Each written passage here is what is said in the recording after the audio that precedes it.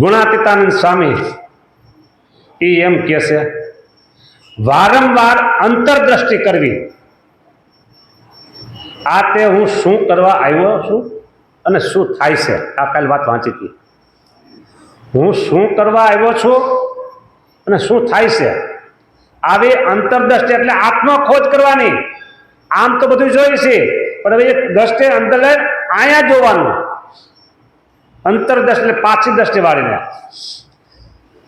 મેં સંસાર શા માટે મીકો છે. ખાવા નહોતું મળતું એટલે મીકો છે, કે મેળ નહોતો પડતો એટલે મીકો છે, કે લાડવા ખાવા માટે મીકો છે, કે માન સન્માન માટે મીકો છે. શું કામ મીકો સંસાર? એ પોતે અંતરદ્રષ્ટિ કરીને વિચાર કરવો. બોલો. હા,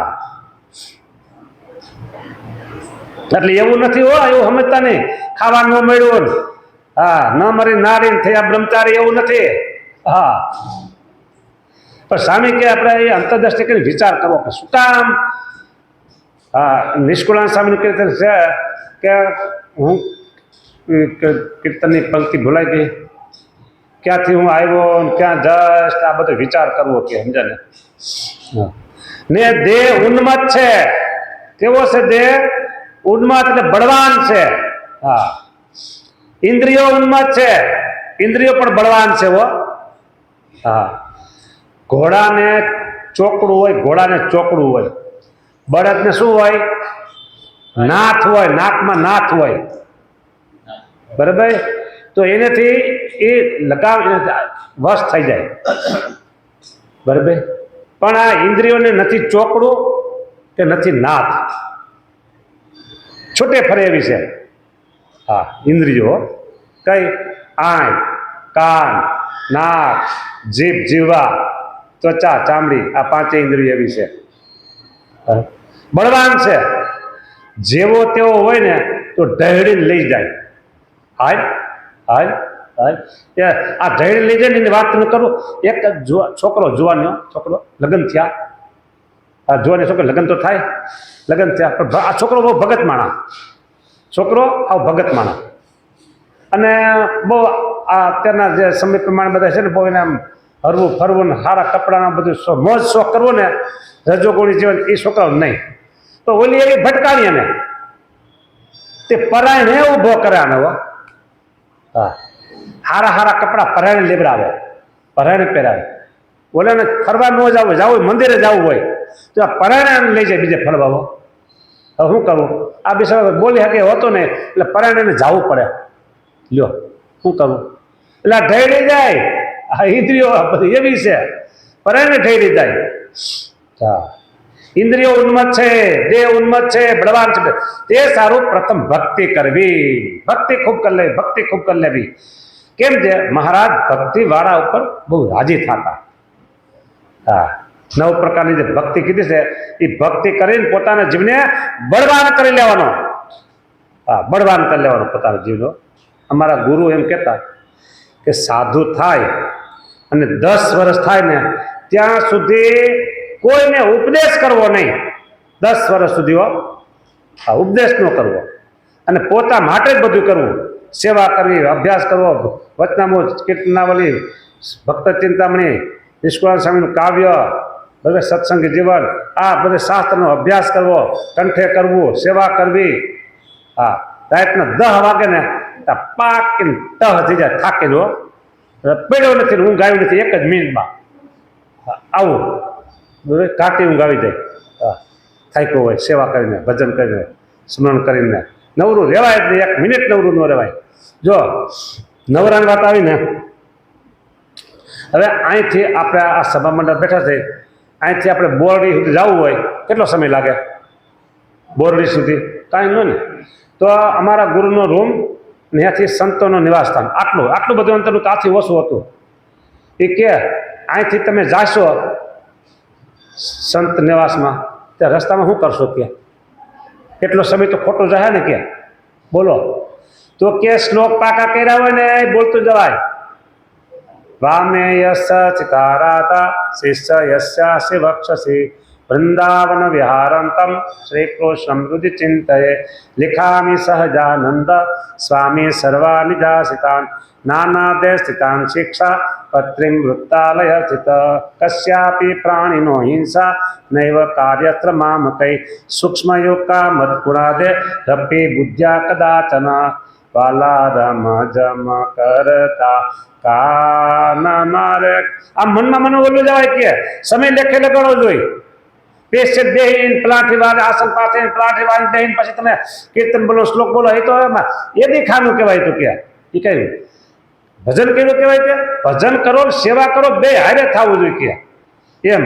એટલે સ્વામી એમ કે છે કે ઇન્દ્રિયો બળવાન છે માટે પેલા ભક્તિ કરી અને પ્રથમ ભક્તિ કરવી. કેમ જે મહારાજ ભક્તિવાળા ઉપર બહુ રાજી થતા અને થાળ આપતા. ભગવાન પ્રસાદીનો થાળ આપે, લ્યો લ્યો આ થાળ. હા બોલો. એટલે ભક્તિ કરે એની પર ભગવાન રાજી થાય. અને ભક્તિ કરીને વ્રત ઉપવાસ કરીને તપે કરીને નિર્દય થતા ઇન્દ્રિયોને અને દેહને દંડ દેવો. ઇન્દ્રિયોને અને દેહને દંડ દેવો. બોલો. જો વચનામૃત છે ગઢડા પ્રથમનું 78, બરાબર. દાસ હોય તો એ દેહના સુખને ઈચ્છે નહીં. વચનામૃતનો પ્રશ્ન વાંચો અને એનો જવાબ, બરાબર. જો એમાં વાત આવી કે ઉભા રહ્યો કેમ ગયો પ્રશ્ન કેમનો ગયો.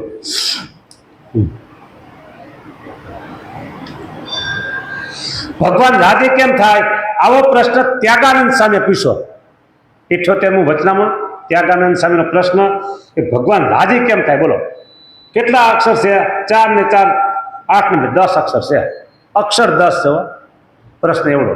તો મહારાજ કે એ જેને ભગવાનને રાજી કરવા હોય તેને તો દેહના સુખને ઈચ્છવું નહીં. લ્યો બરાબર. અને ભગવાન જેમ કહે તેમ કરવું. દર્શનનો પણ લોભ રાખવો નહીં. લ્યો કેવો સરસ. દેહના સુખને ઈચ્છવું નહીં. આપણો મુદ્દો એ છે. અહીંયા એમ વાત આવી કે નિર્દય થતા દેહને દંડ દેવો. નિર્દય થતા દેહને દંડ દેવો. દેહને દંડ દેવો, બરાબર. દેહને દંડ શું દેવો? બહુ ઠંડી પડે ને તો ઓઢવું નહીં. બહુ ગરમી થાય ને તો પંખો ચાલુ ન કરવો. હા આપણે શું કરીએ? પંખો કઈ બાજુ આમ બરાબર માથે આવે છે, આમ માથે પંખો આવે તો ત્યાં બેસી આપણે. દેહને મજા થવી જોઈએ. હા આપણે એવું ગોતી, બરાબર. દેહ એમ કે આજ મારે છે ને શ્રીખંડ ખાવો છે, નહીં મળે હા ટાઢો રોટલો મળશે. દેહ એમ કે આજ મારે ફરાણું ખાવું છે, નહીં મળે આવડું આ મળશે. દેહ માગે નહીં દેવાનું. શું? દેહ માગે ને એ દેહને નહીં દેવાનું. ના પડે ને એ પ્રાણ દેવાનું. હા એટલે કે દેહને દંડ દેવો. ઉપવાસ કરવાનો, તપે કરીને નિર્દય થતા દેહને દંડ દેવાનો, બરાબર. ત્યારે દેહ છે ને એ આપણે ભગવાન ભજવા દે. તે પેલા દેહ ભગવાન ભજવા ન દે એવો. આમ તો કેવું હોય તેમ કે આ દેહ છે ને હરામજાદો છે. કેવો છે? હરામજાદો છે આ દેહ. એમ કેવું તો ખોટું નથી, પણ હવે આપણો છે તો આપણે કહેવું પડે. કારણ કે ભગવાન ભજવા દે એટલો દેહ સારો છે. ભગવાન ભજવા દે ને એટલો સારો છે. અને તમે સંસારી હો ને રવિવારનો દિવસ આવે એટલે એમ કે હાલો શું આજ રજા ઘરે, રજા રસોડામાં, રજા ઘરે એટલે બહાર જમવા. શું કામ? દેહને રાજી કરવાની વાત છે બધી. ફરવા લઈ જાય દેહને રાજી કરવાનો, બહારનું ખવડાવે દેહને રાજી કરવો. લ્યો દેહ તો શું છે? કેવો છે ખબર છે? દેહ ને નામ લીધા જેવો નથી. દેહનું નામ લીધા જેવો નથી. 9 દ્વાર છે, 9 દ્વાર. આ શરીરમાં 9 દરવાજા છે, બરાબર. ગણજો. 2 આંખું, 2 નસકોરા, મોઢું, નાક, કાન, પેશાબ અને સંડાસ. આ 9 દરવાજા. એ 9 દરવાજામાં કાંઈ વસ્તુ બહાર નીકળે એને આદત હાથ ધોવો પડે. બોલો કાનમાંથી ખરાબ હોય ને તો હાથ ધોવો પડે. આંખમાં ખરાબ ચીપડા થઈ ગયા એટલે તો હાથ ધોવો પડે. નાકમાંથી નીકળે તો હાથ ધોવો પડે. મોઢામાં થૂકવાનો હાથ ધોવો પડે. આ બધું આવું છે એમ ને. આ અંદર આવી બધી વસ્તુ ભરી છે, હરામની બધી વસ્તુ ભરી છે. એકેય વસ્તુ સારી નથી. બરોબર.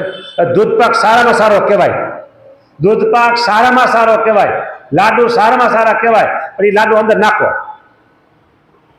દૂધ પાક અંદર નાખો, બોલો એની દૂધ પાક પછી એને અડાઈ હમુય ન જોવાય, બોલો એની લાડવા પછી હમુય ન જોવાય, બોલો આવો દેહ છે.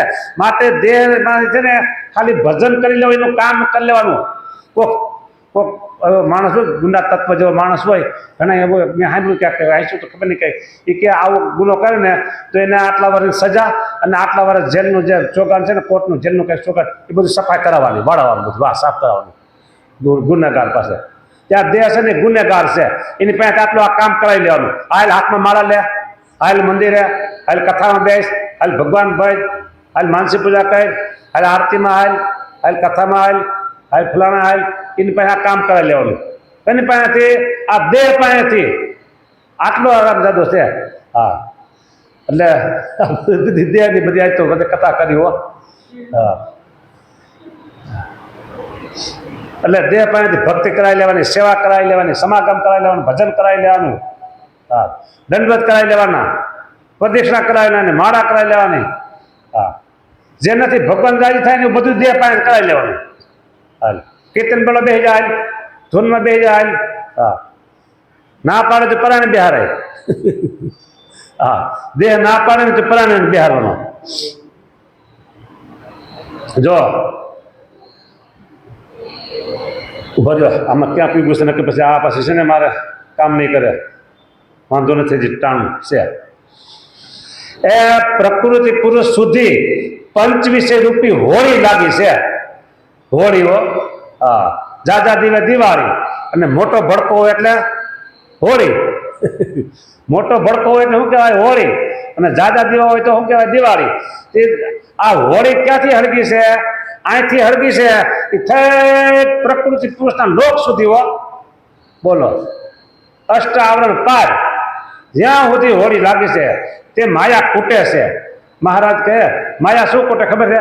કે મારા હાથમાંથી ગયો, મારા હાથમાંથી ગયો, મારા હાથમાંથી ગયો. કે કોઈ ભગવાન ભજવાને માર્ગ લે, કોઈ સાધુ, ચોખ્ખી વાત તમને કહું, કોઈ સાધુ થવાને હાલે ને, કોઈ મુમુક્ષુ હોય, કોઈ દૈવી જીવ હોય અને એમ થાય કે મારે સંસાર છોડીને સાધુ થઈ જવું છે, એટલે સાધુ થવાનો સંકલ્પ કરે અને પછી સાધુ થવાના રસ્તે હાલે, ત્યાં તો માયા છાતી મને કૂટવા, એ મારા હાથમાંથી ગયો, મારા હાથમાંથી ગયો, મારા હાથમાંથી ગયો, આ માયા છાતી કૂટવા મને. હા, બોલો. અને પછી જેટલો પ્રયત્ન એને રોકવાનો, જેટલો પ્રયાસ થાય એટલો પ્રયાસ કરે હો માયા. માયા કોના કરના દ્વારા રોકે? પેલા તો એની મમ્મીમાં પ્રવેશ કરે માયા, પછી એના પપ્પામાં પ્રવેશ કરે, પછી એના દાદામાં પ્રવેશ કરે, પછી એના મામામાં પ્રવેશ કરે, પછી એના ભાઈ બહેનમાં પ્રવેશ કરે, પછી એની મામીમાં પ્રવેશ કરે. માયા એ બધા આડા ફરે હો, એ બધા આડા ફરે. અને કદાચ તમારે અખતરો કરવો હોય તો કરજો, ભગવાન તમારે આવવાનું નહીં, તમારે સાધુ થવા આવવાનું નહીં. તમારા સગા સંબંધીમાં તમારે કેટલું હેત છે એ તમારે જોવું હોય ને તો એની કેપેસિટી પ્રમાણે તમે પૈસાની માગણી કરવી. તમારે એમ કહેવાનું કે 2 લાખ રૂપિયા આપો ને, પછી આપી દઈશ 100 મહિના પછી. પૈસાવાળા હોય અને તમારે 2 લાખની માગણી કરવી. સામાન્ય પૈસાવાળા હોય તો 25-50 હજારની માગણી કરવી, અને વધારે પૈસાવાળા હોય તો 10 લાખની માગણી કરવી. કેવા તમારા સગા સંબંધી છે એ ખબર પડી જાય, હેત કેવું છે ખબર પડી જાય. એમ કે તું એક જ દી મોડો પડ્યો, એક જ દી મોડો પડ્યો, કાલ જો આવ્યો હોત ને મેં આમ રોકી દીધા. લ્યો આ બાના કેટલાય મળે એવું, પૈસા ન દેવો એટલે. આ બધા સગા સંબંધી. અને પછી તમે જો ભગવાન ભજવાન બીજે દિવસે એમ કયો, અઠવાડિયા પછી તમે એમ કહો કે મારે તો સાધુ થઈ જવું છે, સ્વામિનારાયણ સાધુ થઈ જવું છે, મારા ગુરુ પાસે મારે ભગવાન ભજ. અરે ત્યાં જવાતું છે કે ત્યાં જવા દેતા હશો તને કઈ? લ્યો તો સગા સંબંધી આડા પડે હો. ઓલા પૈસાની માગણી કરી તો કે એક જ દી તું મોડો પીડ્યો. હા, એક જ દી તું મોડો પીડ્યો કે લ્યો. હા, આ સગા સંબંધી એટલે એ બધી માયા છે. એ માયા બધામાં પ્રવેશ કરી અને આપને ભગવાન પાસે જતા રોકે છે. આવી માયા છે. એ અખતરો તો કરજો તમે. 2 અખતરા કરવાના, એક પૈસા માગવાનો અને પૈસા આપે ને તો લઈ લેવાના, આપે તો પણ ન આપે લગભગ તો લગભગ તો ન આપે. હા બરાબર. અને પછી એવો અખતરો કરવો કે મને એમ થાય છે કે આ સંસારમાં ક્યાં હવે સાર દેખાતો નથી, કોઈને આમ એક રીતે દેખાતું નથી. આ બધા સગા સંબંધી બધા સ્વાર્થના સગા સંબંધી છે.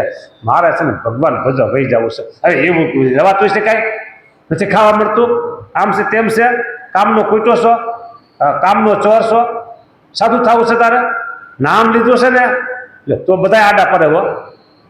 પૈસાની વાત આવે તો કે એક દી મોડો પીડો, એટલે આ બધા આવા છે. એટલે મહારાજ એમ કે છે કે આ માયા છે ને અહીંથી પ્રકૃતિના પુરુષના લોક સુધી માયા છાતી કૂટે છે કે મારા હાથમાંથી ગયો, મારા હાથમાંથી ગયો, છાતી કૂટે છે કે 25 રૂપિયા પાટા ફાટ્યા છે. તે પાણીએ ભરવા માંડે પણ ભરાય નહીં. વેરી ઘર માહી તેરે જાનત સ્નેહી મેરે.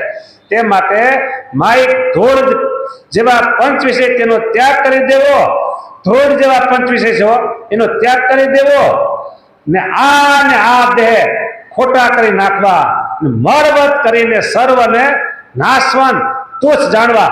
એવી રીતે દેહ લોક ભોગ અને આ લોક બધું છે એનો નિષેધ કરી નાખવાનો. તેને કહીને વૈરાગને પમાય છે અને ભગવાનને ભજાય છે. વાત તો ઘણી છે, ટાઈમ થઈ ગયો છે. જય સ્વામિનારાયણ.